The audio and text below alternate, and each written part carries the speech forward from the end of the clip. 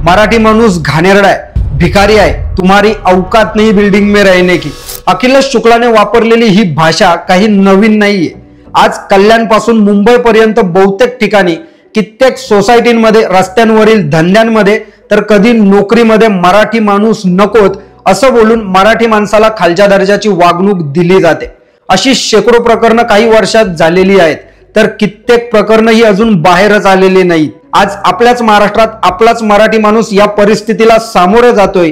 याचं कारण काय? तर परराज्यातून येणारे लोंडेच्या लोंडे, आणि याच मुळे सतत एक विचार येतो की खरंच मराठी माणूस मुंबईत सुरक्षित आहे का, किंवा मराठी माणसाचा मुंबईशी संबंध राहिलाय का?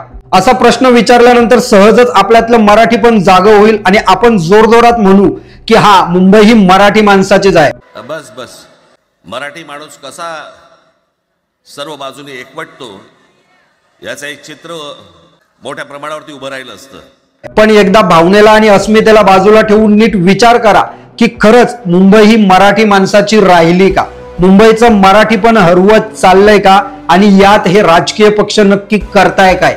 सोपं करून सांगतो, मुंबईत राहणाऱ्या मराठी माणसाचा मराठीशी असणारा संबंध हा फक्त घरापुरताच येतो। जसं घर सोडलं तसं बहुतेक रिक्षा किंवा टॅक्सीवाले परप्रांतीय, चहाची टपरी ते वडापावच्या गाडीचे मालक परप्रांतीयांचे, तो एक सीताफळ देना हम लोग 120 का एक सीताफळ मोठू आहे। हॉटेल आणि कपडा मार्केट परप्रांतीयांचा, रिअल इस्टेट मध्ये सुद्धा परप्रांतीय। तुम्ही जिथे नोकरीला जाताय तिथला बॉस कोण, तुमच्या ऑफिसमध्ये काम करणारा सफाई कामगार कोण, तर परप्रांतीय। पाणीपुरीच्या हातगाडीपासून ते गाडींचं काम करणारे गॅरेजचे मालक सुद्धा परप्रांतीय। आपण करत असलेली प्रत्येक गोष्ट आणि तिचा संबंध हा परप्रांतीयांशी येतोच। एक आकडेवारी सांगतो तुम्हाला, म्हणजे अजून नीट समजेल। महाराष्ट्रामध्ये इतर राज्यातून जे काही स्थलांतर होते त्यावर 2007 मध्ये काही रिपोर्ट्स आले होते। त्यामध्ये त्यांनी मागील 50 वर्षांच्या मायग्रेशनचा अभ्यास केला।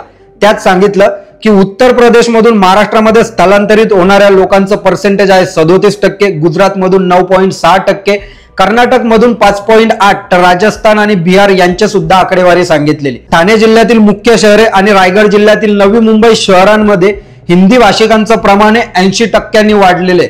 आता हे सर्व जुने रिपोर्ट्स आहेत, नवीन आकडेवारी तर अजून समोरच आलेली नाहीये। पण आजची परिस्थिती बघता किती परप्रांतीय आले असतील याचा अंदाज सुद्धा आपण लावू शकत नाही। परप्रांतीय येतात याचा त्रास सुद्धा नाही, पण आल्यानंतर इथल्याच भूमिपुत्रांना जर विनाकारण त्रास होत असेल तर मात्र विचार करण्यासारखी गोष्ट आहे। बरं, फक्त परप्रांतीय आले म्हणून नुकसान झालं का? तर तसंही नाही। मराठी माणूस म्हणून आपणही काही चुका केल्याच ना, यावर भरत कुमार राऊत यांनी खूप सुंदर लेख लिहिलाय। ते म्हणतात, दक्षिण मुंबईतील गिरगाव, मध्य मुंबईतील गिरणगाव, दादर, विलेपार्ले, गोरेगाव या मुंबईतील मराठी माणसाच्या परंपरागत वसाहती होत्या।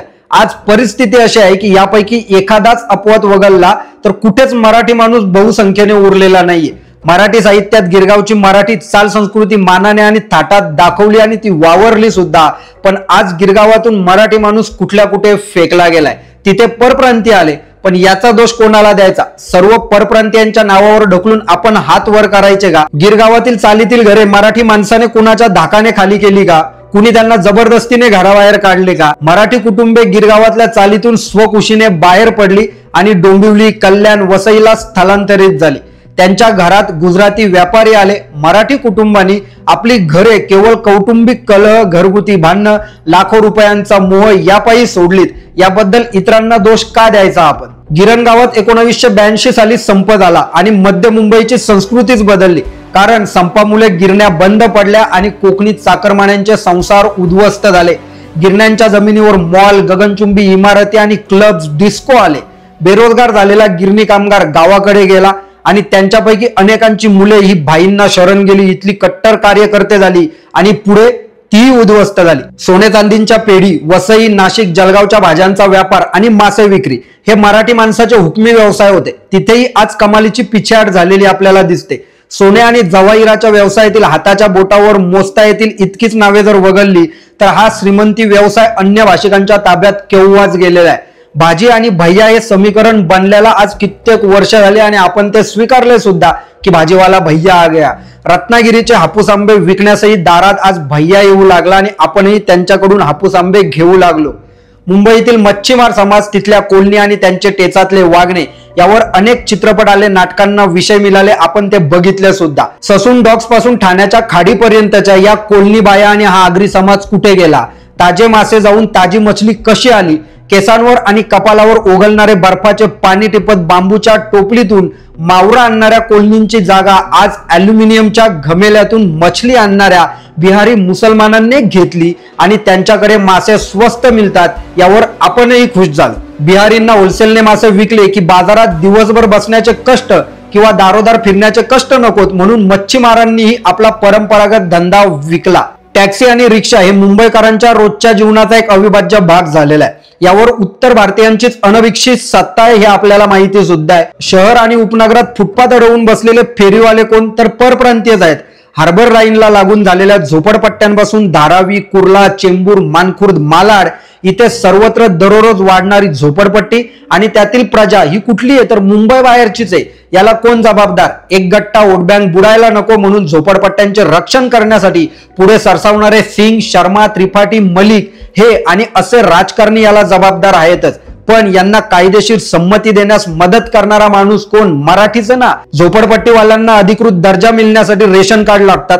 खोटे पुरावे देऊनही कार्डे तयार केली जातात. शिधा वाटप कार्यालयात अल्प मोबदल्यात ही कामे करून देणारे कर्मचारी कोण आहेत? मराठी कर्मचारी आहेत. रस्त्यांवर जागा अडवून बसलेल्या फेरीवाल्यांना लायसन्स देणारे महापालिकेच्या वार्डातील कर्मचारी कोण आहेत?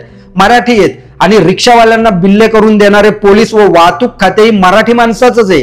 त्यांच्याकडूनही ही कामे करवून घेणारे नगरसेवक, आमदार व मंत्री कोण? मराठीच. मग दोष द्यायचा कोणाला? गेल्या कित्येक वर्षात मुंबई महापालिकेनं एकही नवीन मराठी शाळा काढली नाही. उलट अनेक शाळातील मुलांची संख्या कमी झाल्याने मराठीच्या तुकड्या व काही ठिकाणी शाळाही बंद कराव्या लागल्यात. खाजगी संस्थांनी तर मराठीचा नाद केव्हाच सोडलाय. जे आपण बघतो आता इंग्लिश मिडियमचं चाल. मराठी संस्कृतीच्या शिक्षण संस्था म्हणून ज्यांचा गौरव केला जात होता त्या संस्थांनी इंग्रजी माध्यमांच्या तुकड्या सुरू केल्या व त्यातील प्रवेशांसाठी भली मोठी रक्कम सुद्धा आकारली. इंग्रजी माध्यमांच्या शाळांना सरकारी अनुदान मिळत नाही, त्यामुळे या शाळांची फी सुद्धा जास्त असते. पण मुलांच्या भविष्याची काळजी घ्यायची तर इंग्रजी शाळेची मोठाली फी भरलीच पाहिजे अशी मराठी समाजाची मानसिकता बनलेली आहे. इथे इंग्रजीतून शिक्षणाला विरोध करण्याचा माझा काहीच हेतू नाहीये. इंग्रजीतून शिकल्याने आपल्या पाल्यांचे भवितव्य जर उज्ज्वल होईल अशी भाबडी आशा ज्यांना वाटते ना त्यांनी अवश्य मुलांना इंग्रजी शाळेत टाकावे. इंग्रजी मुले आपल्याला जगाच्या ज्ञानाचे दरवाजे उघडतात हेही मान्यच आहे. पण मुंबईतील मराठी माणूस शिक्षणाची भाषा आणि आपली मराठी संस्कृती यामध्ये खूप गफलत करतोय. केरळमध्ये इंग्रजी माध्यमातील शाळांचे प्रमाण सर्वाधिक असूनही केरळ कौमुदी आणि मल्याळम मनोरमा या मल्याळी वृत्तपत्रांचे खप लाखाच्या घरात आहेत. याचे कारण काय तर केरळी, तामिळ, बंगाली समाजाने आपली संस्कृती अभेद्य राखून ठेवली. इंग्रजीत शिकून मुंबई, दिल्ली, दुबई किंवा न्यूयॉर्क मध्ये नोकरी करणारे तामिळ तरुण आजही आईला अम्मा आणि वडिलांना अण्णा म्हणतात. त्याबद्दल मुले वा त्यांच्या पालकांना शरम वाटत नाही. पण मराठी कुटुंबातील आई बाबा मात्र केव्हाच इतिहास जमा झालेत. त्यांची जागा मम्मी पप्पांनी घेतली. मुलं वर्षभराच्या वयात पहिले बोलायला लागले तेव्हाच आईची मम्मी करून आपण त्यांची मराठी संस्कृतीशी नाल केव्हाच तोडून टाकली. राजा कालस्य कारणम असे म्हणतात. मुंबई, मराठी आणि मराठी माणूस यांचे नाते तुटण्यासही राज्यकर्तेच कारणीभूत आहेत. हे राज्यकर्ते कुणा एका विशिष्ट पक्षाचे नसून ती सर्व पक्षांचे एक स्वार्थी आणि पैशाला चटावलेल्या चोरांची सोनेरी टोली आहे. या सर्वांनी मिळून कट केला आणि राजकीय स्वार्थ आणि स्वतःची भोगवृत्ती यापायी मुंबईचा खुलेआम बाजार मांडला. मुंबईतील 1990 पर्यंतच्या झोपडपट्ट्या अधिकृत कराव्यात असा नियम होता. शिवसेनेची सत्ता 1995 मध्ये आली आणि त्या वर्षांपर्यंतच्या झोपडपट्ट्या एका रात्रीत अधिकृत बनल्या. त्यात पुढील 5 वर्षही वाढत होत राहिली. सरकारने त्याकडे जाणीवपूर्वक दुर्लक्ष केलं कारण हीच मते आपल्याला पुढील निवडणुकीत पुन्हा सत्तेची दारे मोकळी करतील हा वेडा आशावाद त्यांना होता. पण याच नव्याने आलेल्या मतदारांनी पुढच्या म्हणजेच 1999च्या आणि त्यानंतर 2004 मधील निवडणुकातही शिवसेनेच्या विरुद्धच मतदान केलं. याच्यानंतर काँग्रेसच्या 2 आघाड्यांनी महाराष्ट्रात सरकार स्थापन केलं. पण यांनी सुद्धा बाहेरून येणाऱ्या या लोंड्यांना काही थांबवलं नाही. यामुळे मते आणि हप्ते दोन्ही वाढली. पण मुंबईचे मराठी पण मात्र यातच पुसलं गेलं. परप्रांतीयांना मुंबईत आणण्यास मराठी राज्यकर्ते सुद्धा तेवढेच जबाबदार आहेत. ही गोष्ट आपल्याला विसरून चालणार नाही. मुंबईला मिळालेली अमराठी नोकरशाही सुद्धा मराठीच्या रासाला तेवढीच जबाबदार आहे. खासगी क्षेत्रात टाटा, गोदरेज या पारशी उद्योग समूहांचा अपवाद जर वगळला तर मराठीचे प्रभुत्व कधीच नव्हते. म्हणजे एक सुद्धा असा मराठी मोठा उद्योजक नाही की तो त्या लेवलला आहे. सार्वजनिक क्षेत्रातील नोकरशाही अमराठी अधिकाऱ्यांच्या हातात गेल्याने रेल्वेतील भरतीपासून दूरदर्शनच्या कार्यक्रमांपर्यंत सर्वत्रच मराठीची पिछेहाट होत गेली. ज्या शहरामध्ये बहुसांस्कृतिक लोक राहत असतात, बहुसांस्कृतिक समाज राहत असतो, तिथं कोणत्याही एका समाजाला आपली मक्तेदारी टिकवता येत नाही. त्यामुळे मुंबई सुद्धा असंच महानगर आहे. 17व्या शतकात बोहरी, पारसी, नंतर मलबारी व गुजराती, गेल्या शतकात दक्षिणात्य आणि उत्तर भारतीयांचे लोंढे या मुंबईमध्ये येत राहिल्याने या शहरावर मराठीचा एकछत्री अंमल कधीच राहिला नाही. तसा तो असण्याची कधी आवश्यकता सुद्धा वाटली नाही. पण कोणत्याही शहराच्या मूळ संस्कृतीचा ठसा पूर्णपणे पुसला गेला तर शहराची संस्कृती आधी भ्रष्ट होते आणि मग कालांतराने नष्ट होते. संस्कृती हरवलेल्या या शहरात शेजार आहे पण सोबत नाही, घर नंबर आहे पण घरपण नाही. कोलकाता, बंगलोर, चेन्नई ही महानगरे बाहेरून आलेल्यांना आपल्यामध्ये सामावून घेतात. पण यामुळे कोलकात्याचे बंगाली पण किंवा बंगलोरचा कानडी स्वभाव आणि चेन्नईतील तामिळ तरंग आटले नाहीत. पण मुंबईत मात्र असं घडलंय आणि मुंबईचं मराठीपणे हरवत चाललंय.